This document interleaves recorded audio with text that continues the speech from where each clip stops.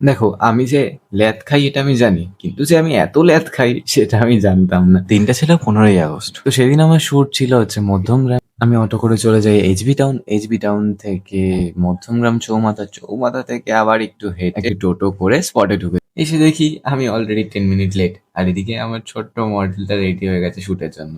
আমি তারপর ঝটপট ওর শ্যুটটা কমপ্লিট করে নেক্সট ড্রেসটা পরিয়ে নিতে বলি। তারপর আবার শ্যুটটা কমপ্লিট করে আমি একটু বাইরে চলে যাই। বাইরে গিয়ে একটু হাওয়া খাওয়ার পর এসে দেখছি যে এখানে বেলুন সাজানো শুরু হয়ে গেছে। আর এদিকে আমার খাবারও চলে এসছে। তো চটপট খেয়ে নিয়ে আমি এসে দেখছি যে সব রেডি হয়ে গেছে। এরপর আস্তে আস্তে ওকেও রেডি করা শুরু করলো। দেখো, কথা বলতে বলতে আমার কিন্তু শ্যুট কমপ্লিট হয়ে গেছে আর আমি এখানে বসে বসে টাইম দেখছিলাম। তারপর আর কি, দেখে নিলাম আমার র্যাপিডো দাদাকে। আর আজকের আকাশটা সত্যিই অসাধারণ ছিল। তোমরা হয়তো ভাবছো অন্য ক্লিপ কেন দেখালাম না। আসলে আমার এতই খিদে পাচ্ছিল আমি খাওয়া ছাড়া আর কোনো দিকে ফোকাস করতে পারিনি।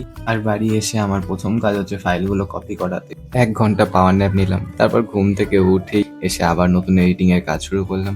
তো আজকের ব্লগটা এইটুকুনি ছিল। যাদের যাদের ব্লগটা ভালো লেগেছে অবশ্যই কমেন্ট করে জানিও। তো দেখা হচ্ছে অন্য কোনো মিনি ব্লগে। টাটা।